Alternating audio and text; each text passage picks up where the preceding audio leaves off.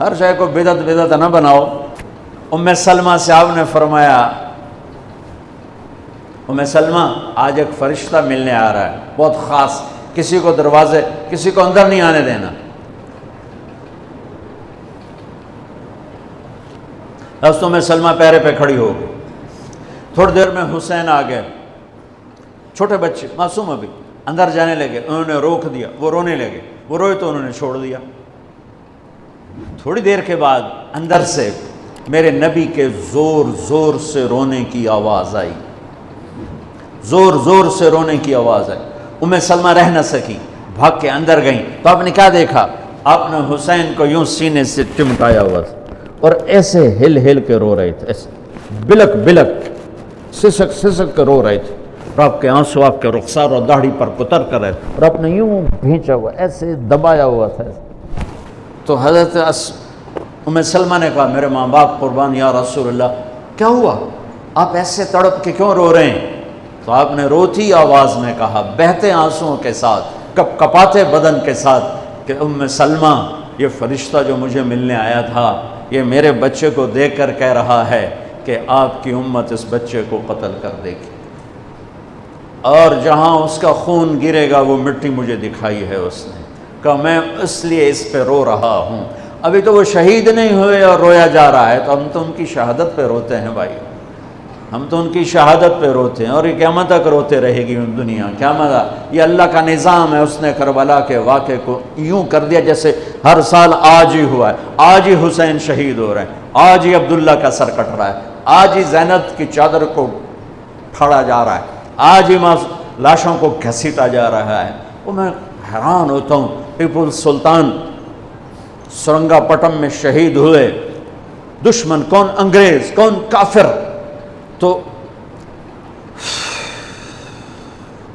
تو برطانوی لشکر نے ان کو توپوں کی سلامی دے کر دفن کیا اور عزت و احترام کے ساتھ دفن کیا، اور میرے نبی کے نواسے کی لاش کو ان کم بختوں نے کفن بھی نہ پہنانے دیا، جنازہ بھی نہ پڑھنے دیا، دفن بھی نہیں کرنے دیا۔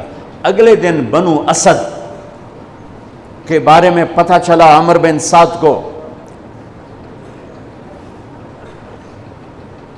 تو راتوں کہ وہ ان کو دفنانے والے ہیں، تو راتوں رات ان کو بغیر جنازوں کے مٹی میں دبا دیا اور اوپر پانی چھوڑ دیا کہ کوئی پتہ ہی نہ چلے حسین کی لاش۔ بنو اسد کا بوڑھا آیا، اگلے جب پانی خشک ہو گیا وہ آیا اور اس نے مٹی اٹھا اٹھا کے سونگنا شروع کیا، سبحان اللہ، سونگ رہا ہے سونگ رہا ہے سونگ رہا ہے۔ ایک جگہ کی مٹی اٹھا کے سونگا تو اس میں جنت کی خوشبو تھی، تو تڑپ کے بولا یہ میرے نبی کے نواسے کی قبر ہے، یہ میرے نبی کے نواسے کی مٹی ہے، کہ وہ جنت کے سردار تھے تو قبر بھی جنت کی خوشبو پھیلا رہی ہے اس کی، حالانکہ بن دیکھی بات ہے، کیونکہ انہوں نے راتوں رات ان کو دبا دیا کہ ان کا جنازہ بھی نہ ہو، لعنت ہو ان کی قبروں پر، ان کی ہڈیوں پر، ان کی روحوں پر، ان کی مٹی پر، ان کی خاک پر۔ سمجھ میں نہیں آتا، نبی کے گھر کے کتے کی بھی ہم تو عزت کریں گے اگر آج ہمیں پتہ چلے یہ نبی کے گھر کا کتا ہے۔ ان کم بختوں کے سامنے نبی کے نواسے کھڑے تھے، نبی کی نواسیاں تھیں اور نبی کی اولاد تھی، اور ان کے دل ایسے پتھر، آنکھیں ایسی اندھی، کان ایسے بہرے کہ انہیں ایسے تلوار چلائی جیسے سامنے کوئی رومی لشکر کھڑا ہو، یا جیسے سامنے کوئی فارسی لشکر کھڑا ہو۔ اتنے عظیم ہستیاں میں کہاں سے بیان کروں؟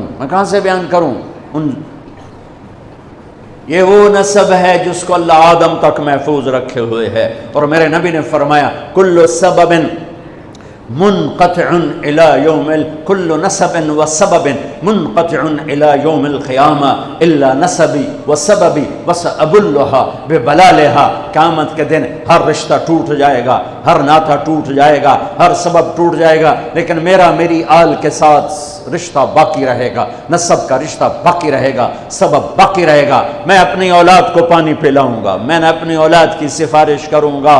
اس لیے میرے بھائیوں، ویسے تو کسی کے عیب نہ دیکھو، کسی کی برائی نہ دیکھو، پر سادات کی برائی، وہ شیعہ ہو، وہ سنی ہو، وہ بریلوی ہو، وہ اہل حدیث ہو، جو بھی ہو، وہ اگر میرے نبی کی اولاد ہے تو ان کے پاؤں چومو، ان کے ہاتھ چومو، ان کا ماتھا چومو۔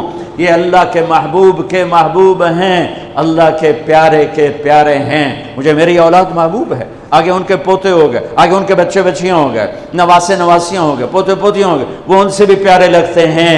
میرے نبی نے اعلان کیا، میں اپنی نسل کو پانی لگاؤں گا قیامت کے دن، میں اپنی نسل کو پانی لگاؤں گا قیامت کے دن۔ پر اتنے سارے فرمان کے بعد بھی کیا شہید کیا گیا ہے، وہ کس بے دردی سے کیا گیا ہے۔ یہ تو میں تو نسب بتا رہا ہوں۔ پھر اللہ نے پیدائش، سب سے پہلے حسن پیدا ہوئے۔ آپ نے حضرت علی سے پوچھا کیا نام رکھا ہے؟ کہا جی حرب، جنگجو۔ آپ نے کہا نہیں، اس کا نام ہے حسن۔ پھر 10 مہینے بعد حسین پیدا ہوئے۔ آپ نے فرمایا کیا نام رکھا ہے؟ کہا جی حرب۔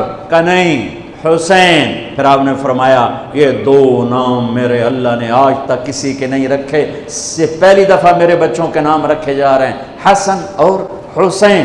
پھر آپ نے ان کو گڑتی دی، اپنا لعاب، اپنا حسن کو بھی حسین کو، دونوں کو اپنا لعاب نکالا اور حسین کے منہ میں ڈالا۔ اور ایک ہفتے دونوں کے ساتھ یہ کیا، ہفتے کے بعد بال منڈائے، عقیقہ 2 چھترے ذبح کیے حسن کے لیے بھی، 2 چھترے ذبح کیے حسین کے لیے بھی، عقیقہ فرمایا، گود کھلایا، حسن کو اٹھایا، انہوں نے پیشاب کر دیا، اب ہلے نہیں۔